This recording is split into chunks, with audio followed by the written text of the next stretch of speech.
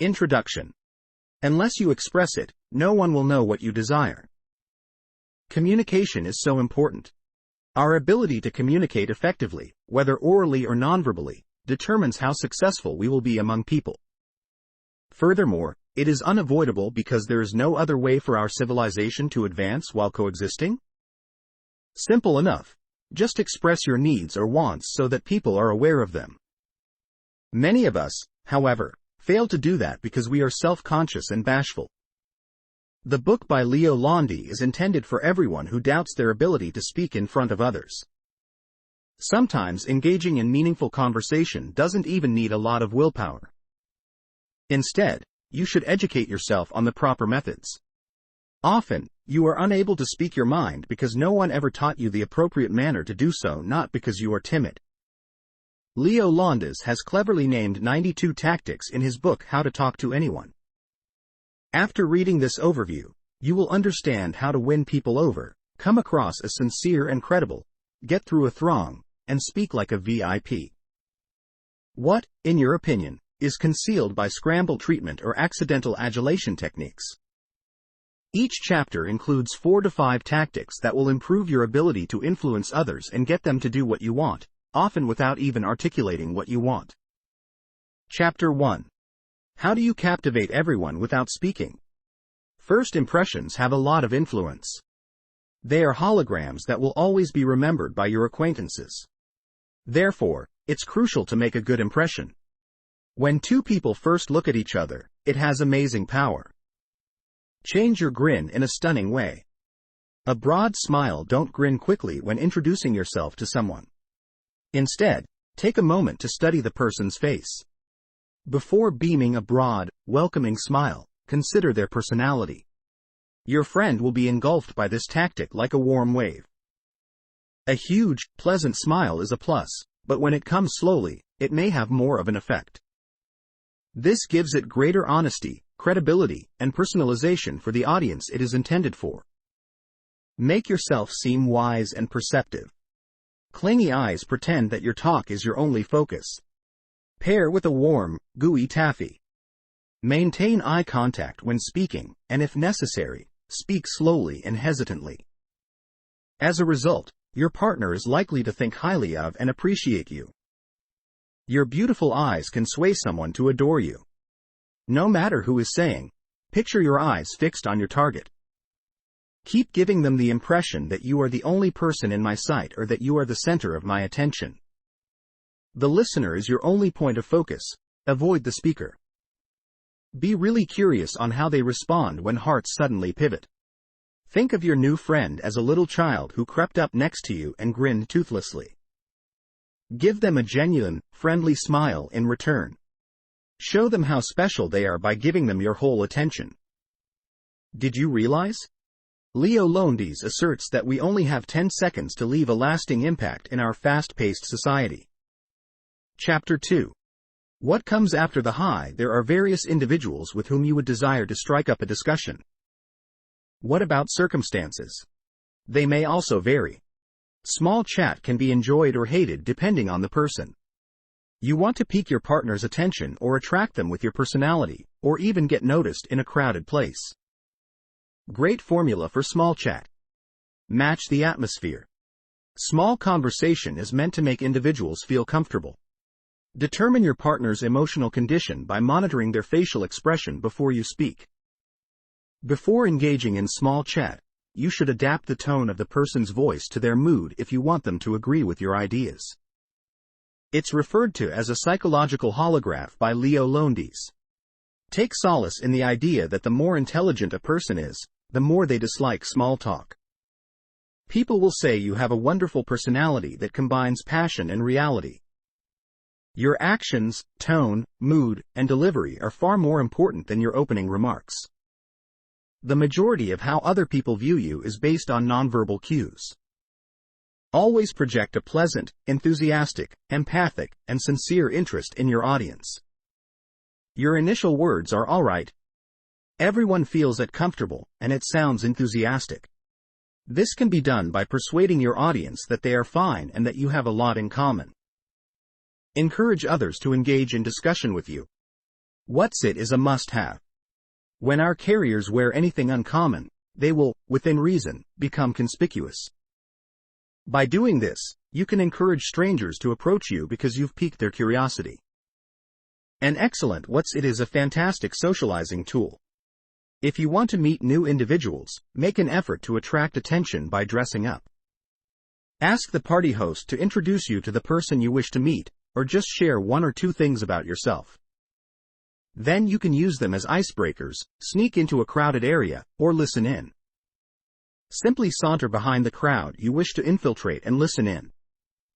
Wait for an explanation before starting a conversation by saying, "Excuse me, I overheard."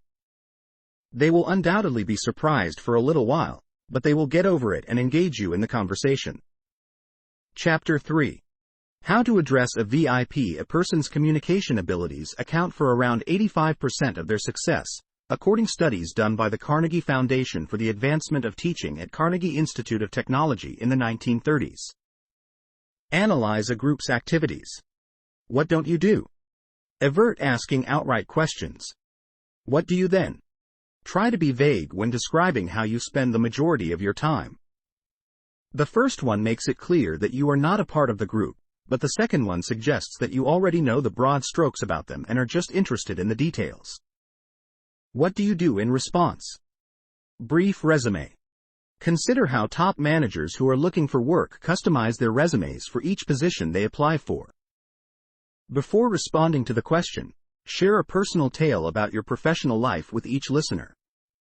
How do you behave? Consider what specific interest the respondent might have in the answer. Always consider how your professional background might be useful to the other individual. Make your life seem enjoyable to the other person when you are meeting a loved one or potential friend. Wherever you go, whenever someone asks, give them your own story in a special way. Sound more intelligent than you are? Your individual thesaurus. Utilize the thesaurus to look up some of your everyday words. Check to see whether a few new terms fit in with your existing vocabulary. If they sound great, begin to create substitutes. Note the difference between a wealthy person's and a middle-class person's inventive vocabulary. Only 50 words separate one from the other. For 2 months, swap out a few of your everyday words, and you'll join the verbal elite.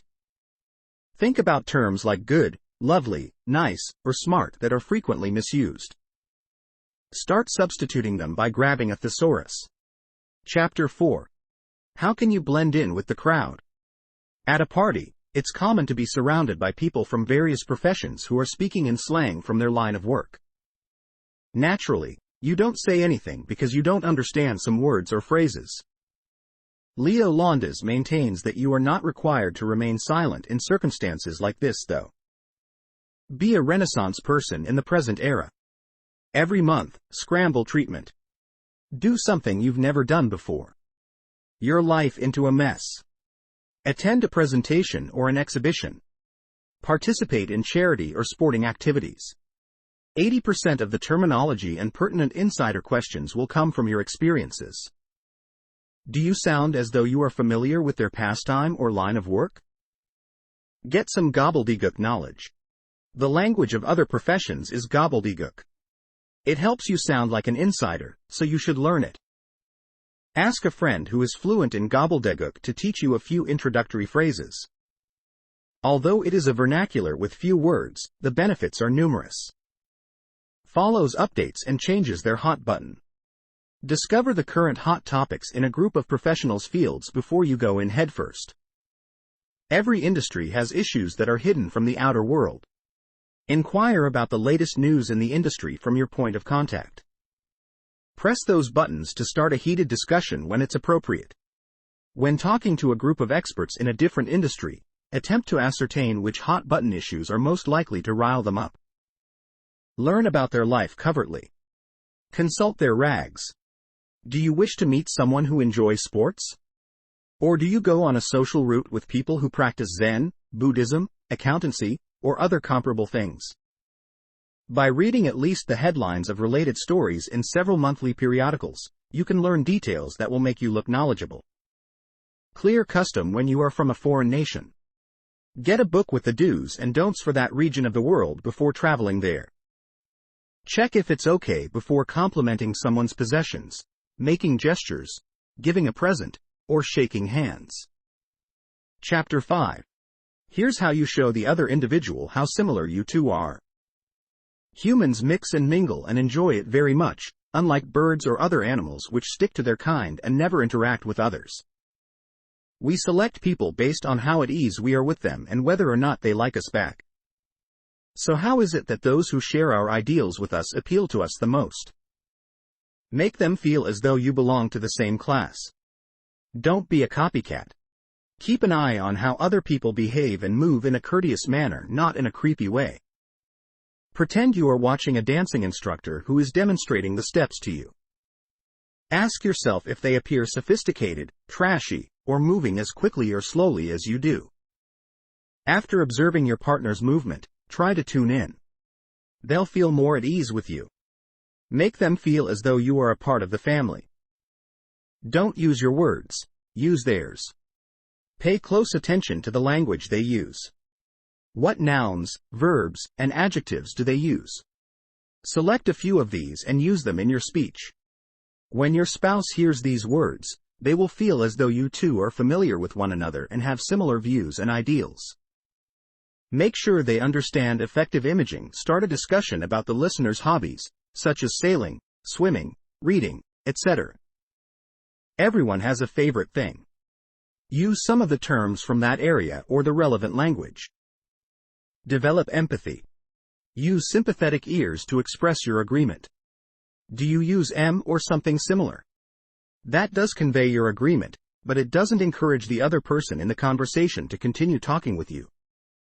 Say words like, "I get what you mean," or, "That's a lovely thing to say," instead of humming.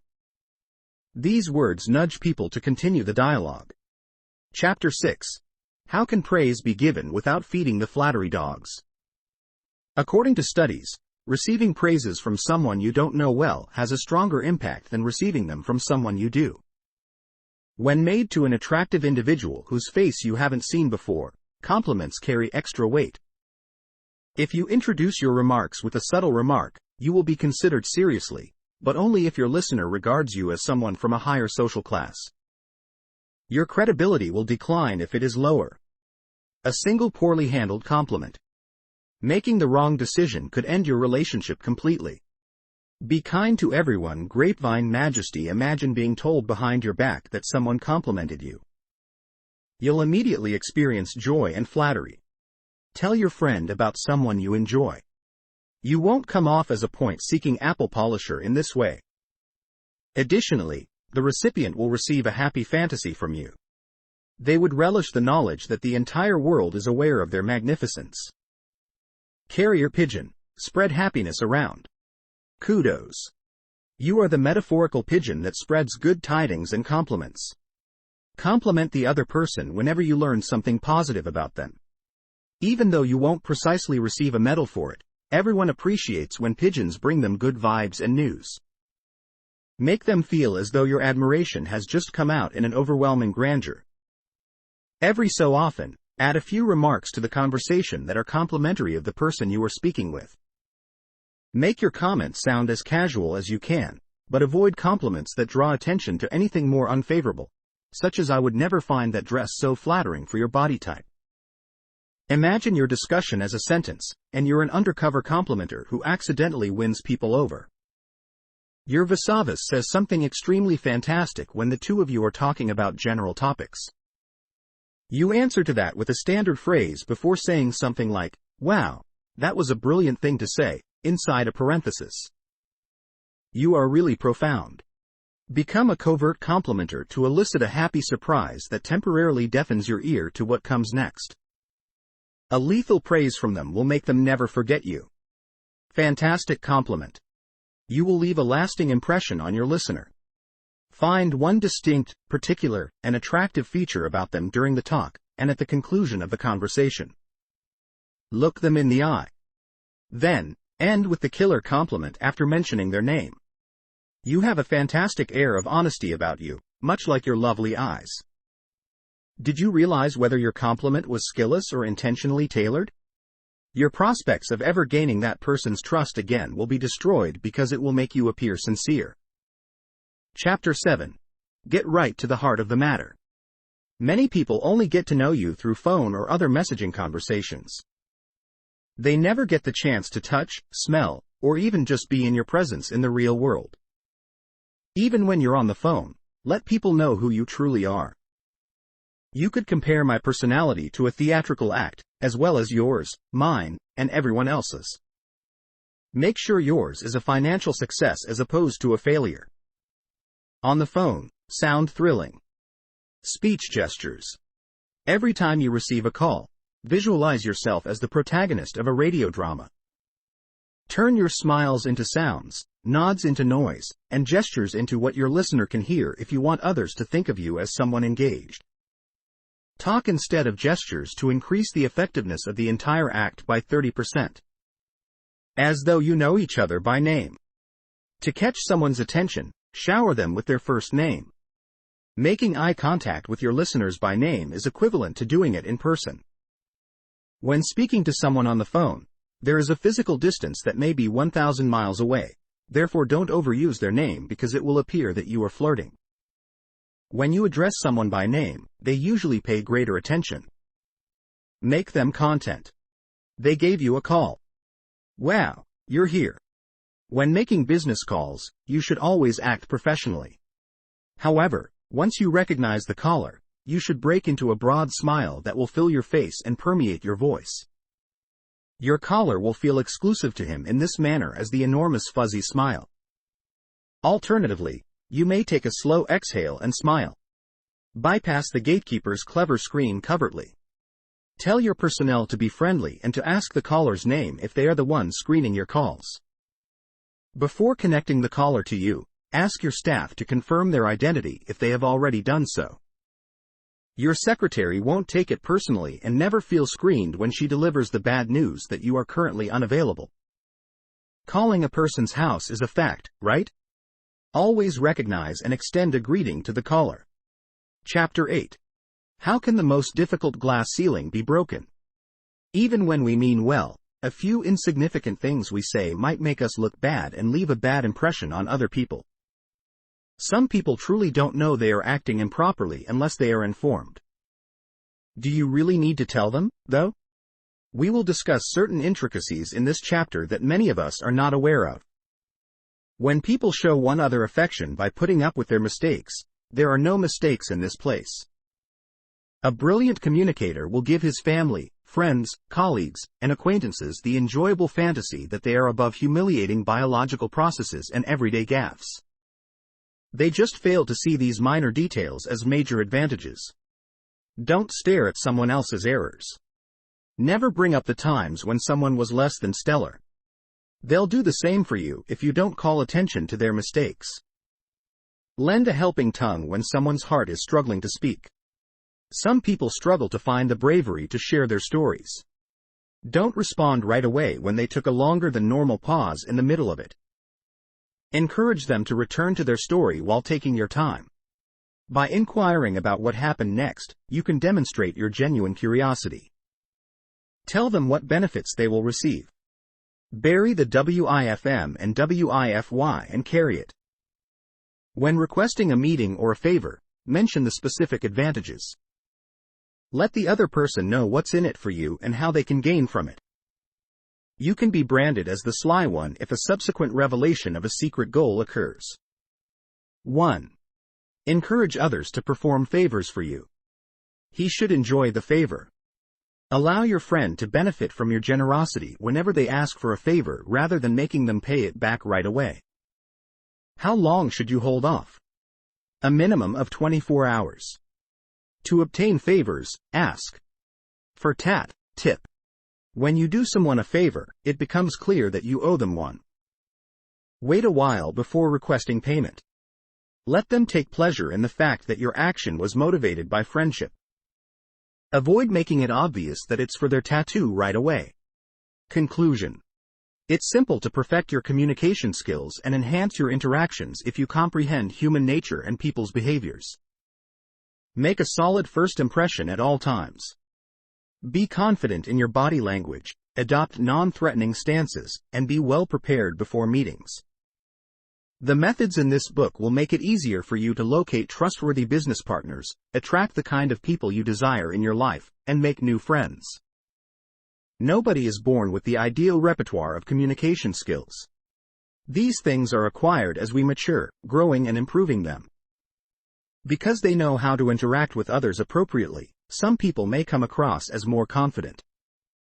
Charisma rarely plays a role in decisions like that.